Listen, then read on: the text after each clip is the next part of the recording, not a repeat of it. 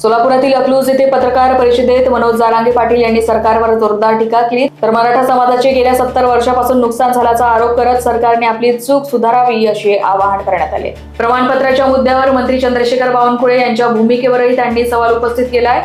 गरज पडल्यास वर्षा बंगल्यावर गरीब मराठा तरुण आंदोलन करतील असा इशारा जारांगे यांनी दिलाय।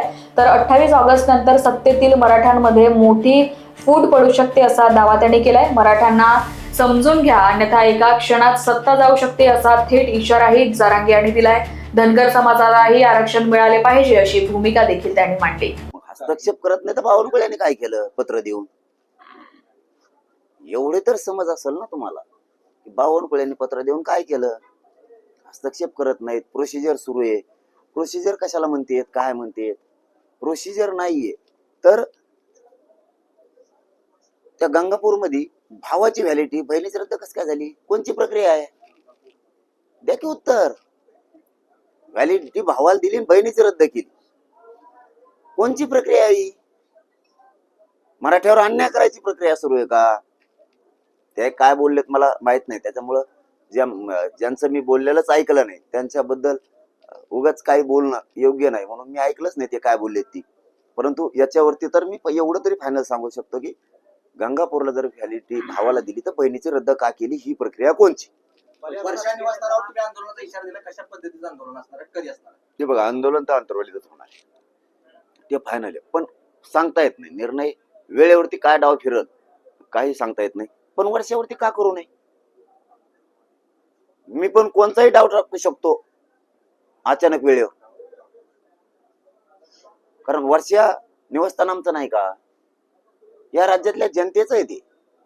तिथं या महाराष्ट्रातल्या 14 करोड जनतेला न्याय देणारा मुख्य व्यक्ती बसलाय। फडणवीस आमचे नाही का? ते जर आमचे नाहीत तर मग ते महाराष्ट्राचे मुख्यमंत्री कसे? वर्षा बंगला आमचा आहे, जनतेचा। फडणवीस साहेब जनतेचे आहेत आणि आम्ही त्यांच्या गरीब बंगल्यावर आंदोलन करायला चाललो का? पोरांना येऊन द्यायचं नाही याचा अर्थ महाराष्ट्रातले पोरं त्यांचे नाहीत का? महाराष्ट्रातली जनता एखादी मागणी करती त्यांचे नाही का? त्यांनी दिलदार मन दाखव, बसावर म्हणून गच्चीवर, त्यांच्यावर स्लॅबवर उपोषणात बसतो। मी पुन्हा तेच सांगतो की तुमच्या चूक सुधारा आणि चांगली गोष्ट आहे। मला काय राजकारण करायचं नाही, मी तुमच्यावर जळत पण नाही कोणावरती।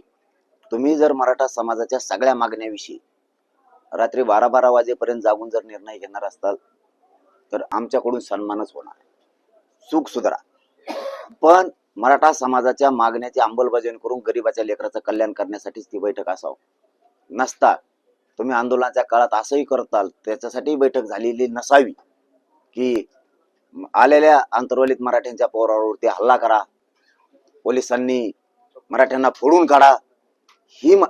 ही मात्र चूक पुन्हा करू नका, एकदा झालेली तुमच्याकडून। आज 2 दिवसात मी फोनकडे म्हणजे पोरांकडे गेलोच नाही, कारण गर्दीची एवढी होती। फोन आले असतील तर आज फ्री झालोय मी, आज विचारेन। नसता मीडियाला जेवढे फोन आले सांगून टाकले, कारण लपून ठेवायचं नसतं। फक्त जर तुमची मध्यरात्री मुख्यमंत्र्याची, उपमुख्यमंत्र्याची, शिंदे साहेबाची, फडणवीस साहेबाची जर बैठक झाली असेल तर तुम्ही मराठा समाजाचा रोष कमी करण्यासाठी मराठा समाजाला न्याय द्यावा, मराठा समाजाचं कल्याण करावं, तोच मराठा समाज तुम्हाला सांभाळणार आहे। पण वेगळे डाव जर काही रचत असाल, तुमच्या डोक्यातला गैरसमज काढून टाका, मराठे तुम्हाला ऐकणार नाहीयेत। Bureau report, Lokvahini media, Solapur.